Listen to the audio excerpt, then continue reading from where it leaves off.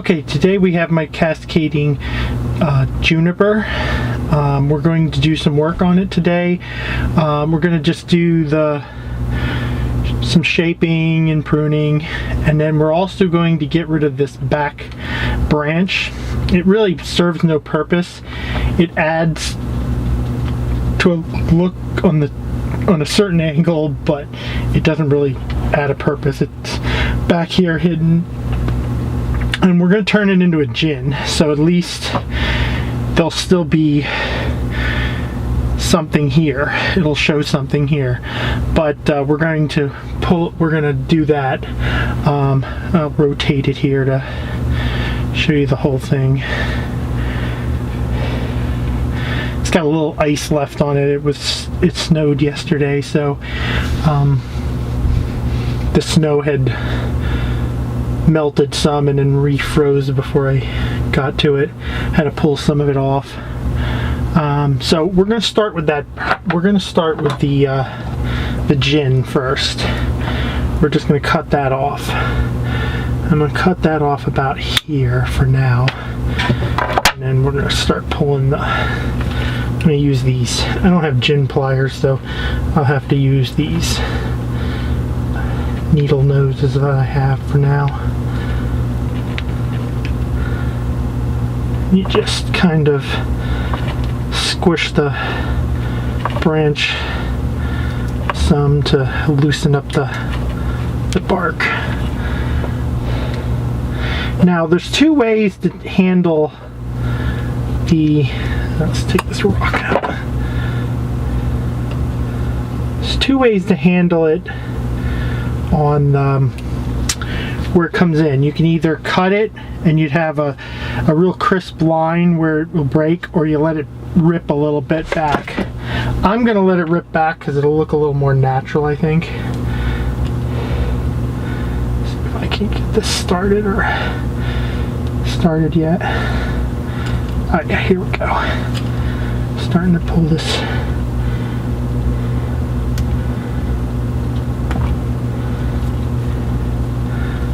Hard to get in here with this other branch, so we'll take our time.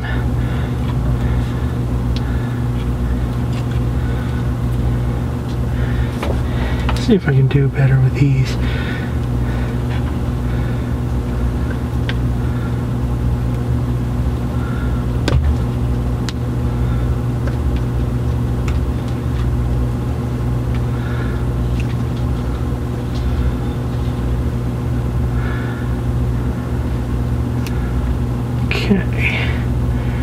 Keep pulling this stuff back until we get it all off down to the base of the branch.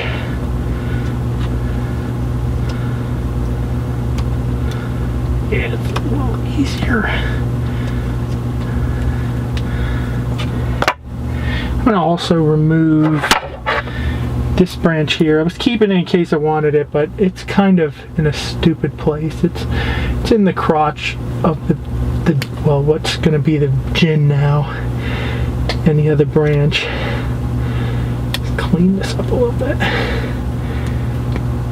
So that's not gonna. I was keeping it because I wasn't sure if I was going to use it, but I'm not going to use it, so we're going to remove it.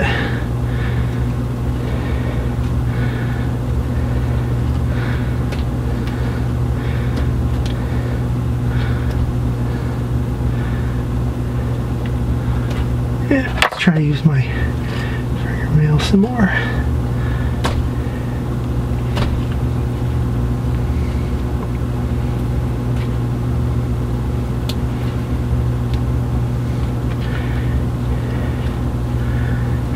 It'll kind of rip. It might rip back a little bit, but there's going to be some of this further back that's going to die back just because there's nothing to feed, so you might see certain stuff die anyways, so ripping it back is not usually gonna hurt it much, and it's not gonna rip back too much, but it'll look more natural of a rip than cutting a firm line.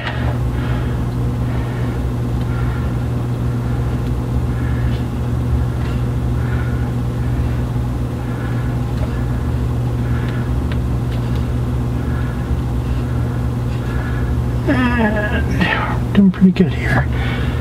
Just gotta get some. This is the hardest part because the branch above it, making it hard to get to. And then there was part of it that didn't have any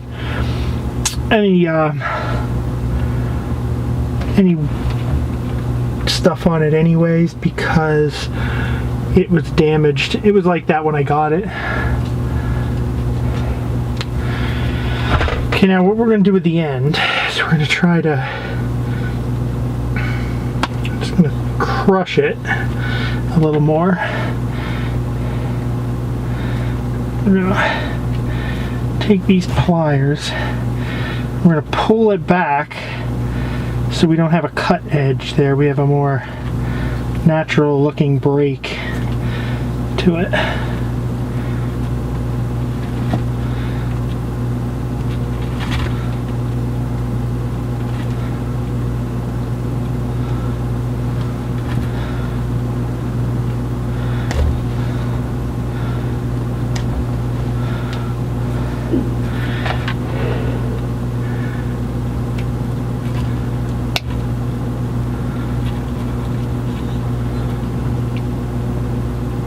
Sorry, my hands are in the way, but there's not the greatest way to do this otherwise.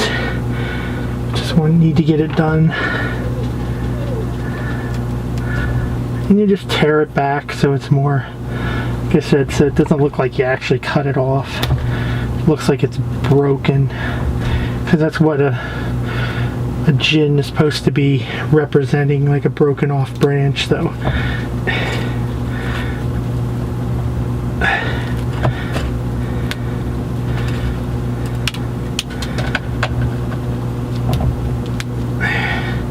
You could just, like, once you get a hold of the wood, you can just like curl it back to peel it off. This will be the last bit of the knot cut off. And there we go. That gives it a more, might be able, I don't know if you can see that, it gives you a more natural look to the break, like it was broken off again, like it was broken off. And let me see if I have to pull off some more of the cambium layer off. Yeah, I gotta remove, you want to remove most of the cambium layer, or it could heal out, parts of it could heal over. But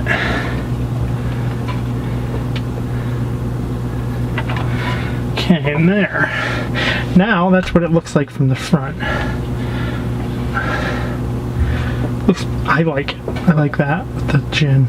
That looks better as a gin than the actual branch that it was. Okay, now we're going to do some trimming. Get that out of the way. Okay. These I want trimmed back a little bit. The tops of these to there. They're coming out a little more than I want them to come out.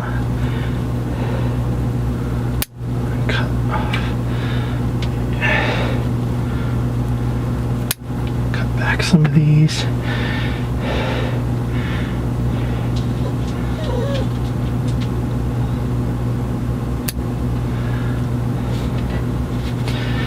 So we'll just go through and see what we need trimmed out. We don't need that. That's too close to the main trunk. I don't like that at all.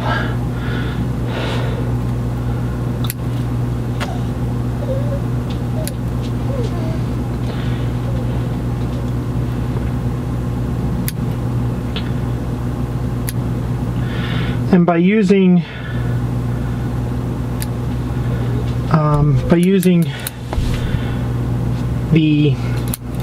when you use the scissors in there, you want to get them in and try not to cut the needles, because they'll brown. If you cut them, they're more likely to brown and look bad. If you do, I mean, you sometimes can't do much about it. Okay, now here I want to separate these two, so we got to remove some of this stuff kind of on the bottom anyway, so we don't need it. I'm hoping maybe in the fall that I'll be able to, this tree will be in a state that I can show it at my the bonsai group I'm a part of. They have a fall show. They used to have a spring show, but they can't do it where they did it.